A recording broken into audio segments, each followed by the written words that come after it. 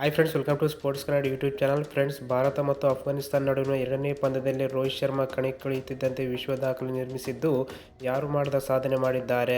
ಅಫ್ಘಾನಿಸ್ತಾನ ವಿರುದ್ಧದ ಟಿ20 ಸರಣಿಯ ಎರಡನೇ ಪಂದ್ಯದಲ್ಲಿ ಭಾರತ ತಂಡ ಮೊದಲು ಟಾಸ್ ಗೆದ್ದು ಬೌಲಿಂಗ್ ಆಯ್ಕೆ ಮಾಡಿತು. ಇದರ ನಡುವೆ ನಾಯಕ ರೋಹಿತ್ ಶರ್ಮಾ ಎರಡನೇ ಪಂದ್ಯದಲ್ಲಿ ಕಣಕ್ಕಿಳಿಯುತ್ತಿದ್ದಂತೆ ಟಿ20 ಮಾದರಿಯಲ್ಲಿ ಇತಿಹಾಸ ನಿರ್ಮಿಸಿದ್ದಾರೆ. ಹೌದು, ಇಂದೋರ್ನಲ್ಲಿ ನಡೆಯುತ್ತಿರುವ ಭಾರತ ಮತ್ತು ಅಫ್ಘಾನಿಸ್ತಾನ ನಡುವಿನ ಎರಡನೇ ಟಿ20 ಪಂದ್ಯದಲ್ಲಿ ರೋಹಿತ್ ಶರ್ಮಾ ಮೈದಾನಕ್ಕಿಳಿಯುತ್ತಿದ್ದಂತೆ ದಾಖಲೆ ನಿರ್ಮಿಸಿದ್ದಾರೆ. ರೋಹಿತ್ ಶರ್ಮಾ ಟಿ20 ಕ್ರಿಕೆಟ್ ಇತಿಹಾಸದಲ್ಲಿ ಈ ಹಿಂದೆ ಯಾರೂ ಮಾಡದ ದಾಖಲೆ ನಿರ್ಮಿಸಿದ್ದಾರೆ.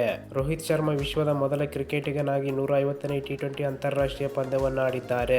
ಈ ಸಾಧನೆ ಮಾಡಿದ ವಿಶ್ವದ ಮೊದಲ ಆಟಗಾರ ಎಂಬ ದಾಖಲೆ ರೋಹಿತ್ ಶರ್ಮಾ ಪಾಲಾಗಿದೆ. ಇನ್ನು ಅಂತಾರಾಷ್ಟ್ರೀಯ ಕ್ರಿಕೆಟ್ನ ಎಲ್ಲ 3 ಫಾರ್ಮ್ಯಾಟ್ಗಳಲ್ಲಿ ಮೊದಲ 150 ಪಂದ್ಯಗಳನ್ನು ಪೂರ್ತಿಗೊಳಿಸಿದ ಕ್ರಿಕೆಟಿಗರನ್ನು ನೋಡೋಣ. 150 ಟೆಸ್ಟ್ಗಳು ಅಲೆನ್ ಬಾರ್ಡರ್ ಆಸ್ಟ್ರೇಲಿಯಾ ಡಿಸೆಂಬರ್ 1993ರಲ್ಲಿ ಪೂರ್ತಿಗೊಳಿಸಿದ್ದಾರೆ.